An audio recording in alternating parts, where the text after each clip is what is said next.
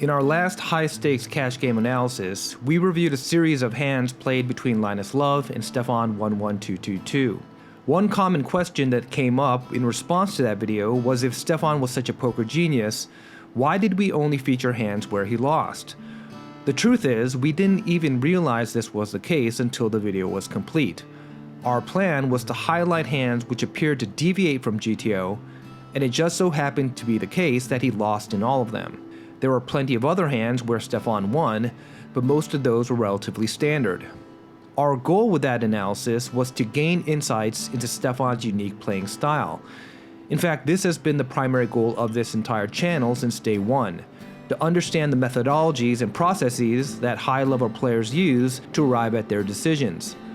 The question we attempt to answer in every video is, how can we structure our thought process to give us the best shot at making profit-maximizing decisions in the long run? The outcomes of individual hands are irrelevant in a game of such massive variance. And this is also why we've never been huge sticklers when it comes to the pre-flop ranges we start with, because at the end of the day, these ranges will never be precise representations of players' real-life ranges, even at the highest stakes. So our philosophy has always been to focus on deriving principles from solvers instead of trying to memorize their outputs, because the outputs are in many respects a total lie. In this video, we will elaborate on this point by reviewing a hand played between one of the best cash players in the world, Makeboifin, and one of the best MTT players in the world, Michael Addamo. This hand came to our attention via the YouTube channel A Game, which is a Russian podcast that covers high-stakes poker news. So this is a 6-max 200-400 game on GG, and Addamo is in the hijack with ace-9, and he min-raises it to $800. Not sure if this is the typical size in this game, but Addamo actually only has around 88 big blinds, so perhaps that impacted his sizing. It folds around to Makeboy in the small blind, and he raises it 4.5x to 3,600. Michael then calls, and the flop is Jack 5-9 Rainbow, and Makeboy c-bets around 30%. So according to this sim, this hand is going to want to primarily bet, and either this small size or a larger 2/3 pot size both seem fine. Although sometimes a small size like this is indicative of a range bet, in this case, the pre-flop caller has a high level of connectivity to this board, as well as the advantage in sets, so betting range would not be ideal. Addamo should have plenty of pairs here, including overpairs, Jack X, 9x, 5x, and underpairs. Additionally, he should have some strong ace-x combos, including ace-king and ace-queen, and all of his unmade hands outside of ace-x are a straight draw. Accordingly, a larger bet is preferred on this board, which is not as dry as one might think at first glance. That all being said, the solver does fire this small bet at decent frequency as well, which primarily targets the weaker part of Michael's range, particularly ace-highs and lower pocket pairs. And Michael calls, which is going to be the standard play with second pair. The turn is the deuce of spades, and Makeboy decides to check.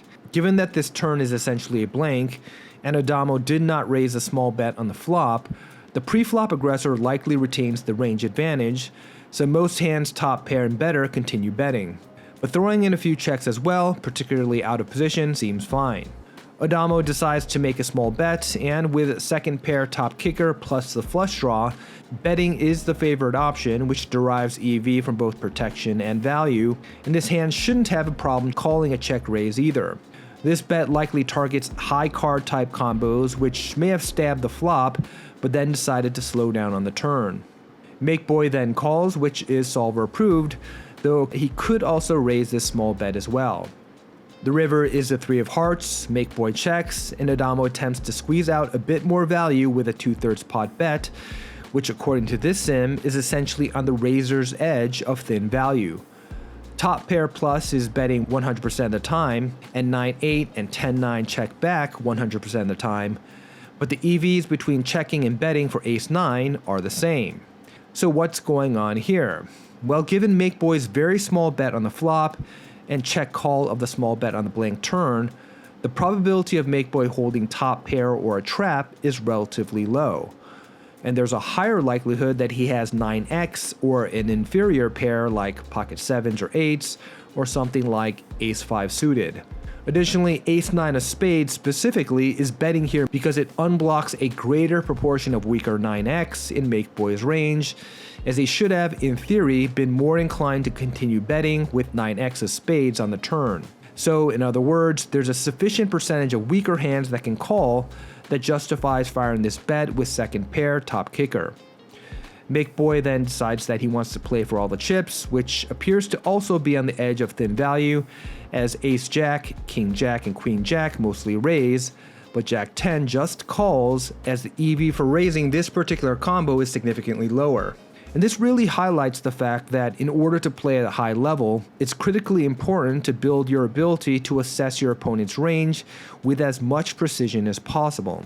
In this particular case, given that Addamo chose a non-all-in sizing with a relatively short SPR, it's highly likely that he's holding something like a weak jack, such as jack-10, or something like pocket tens or a strong second pair. And from an exploitative standpoint, since Michael is known to like playing polarized lines, it may be safe to also assume that he doesn't have as many traps in this line as the solver is showing here, which would improve the EV of Makeboi shoving even further. And then Michael decides to call, which according to this sim is a mistake. Although ace-9 certainly is a bluff catcher that beats all of the small blind's bluffs, if we assume that most of the value portion of Makeboi's line comes from top pair and top set, then ideally Addamo will want to hold a jack instead, such as jack-10. So how do we assess Addamo's play in this environment, which is not his specialty? Well, Aurora, who is a high-stakes cash game crusher himself, in typical Russian fashion referred to Addamo's play as loose, brazen, and impudent. And while it's not absolutely clear from the translation, it appears that this critique is both of Addamo's thin river bet as well as his call. But this raises the question, wasn't Michael's river bet actually solver approved? The answer is yes it was, but that was a function of the specific ranges we used pre-flop. As an experiment, we reran this same sim using 1KNL 100 big blind ranges from GTO base, which has a different rake structure. It also provides for an 11 big blind raise from the small blind instead of the 9.75 big blind 3-bet that Makeboi actually used. And when we take this sim to the river using the exact same line, we see that ace-9 becomes a pure check and loses significant EV by betting. This discrepancy is based on the differences between how the ranges are comprised in the two sims, particularly the small blinds range. Specifically, the small blinds range proportionally is comprised of a greater percentage of top pair in the GTO base sim, which in turn diminishes the strength of Addamo's second pairs. This is despite the fact that, in terms of the types of combos present, the ranges are actually very close overall.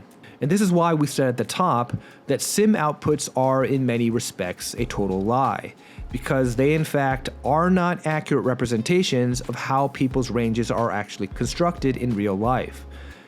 No human being other than perhaps Ali Imsirovich is taking actions with each combo at the exact same frequencies as a solver, even if they randomize.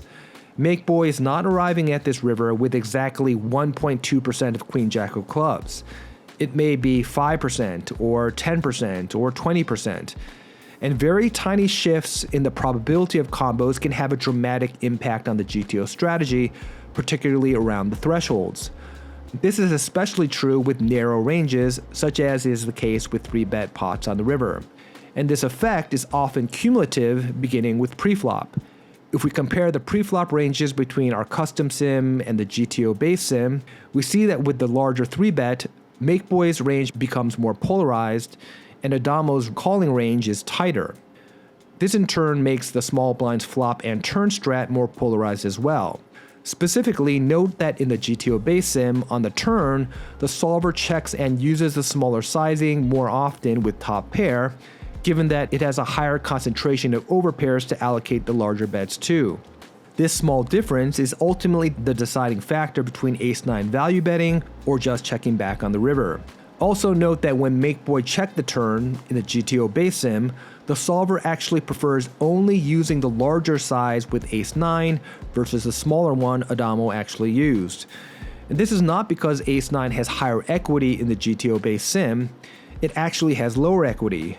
Rather, this is because Makeboi's range has a higher density of overcards that 9X wants protection against.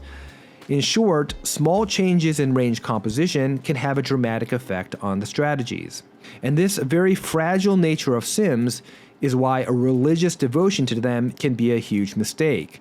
A sim will only be EV maximizing if the player's ranges are identical to the sim, but in reality this is never the case. So what are solvers good for then? In my mind, three of the most important things that we can learn from solvers are: 1, they can provide us with an understanding of the overall contours of how common spots should be played, which is very hard to learn through trial and error. 2, they can teach us when plays are massive punts because we can objectively identify strategies that are losing significant EV. And 3, they can teach us the mechanics and principles of maximizing the EV of your hand, given certain assumptions about how the players are playing. And this then allows us to apply those same mechanics and principles in real life when facing similar circumstances. I am still right here. What have I become? My sweetest friend. Everyone I know goes away in the end, and you could have it all. My empire of dirt, I will let you down. I will make you hurt. If I could start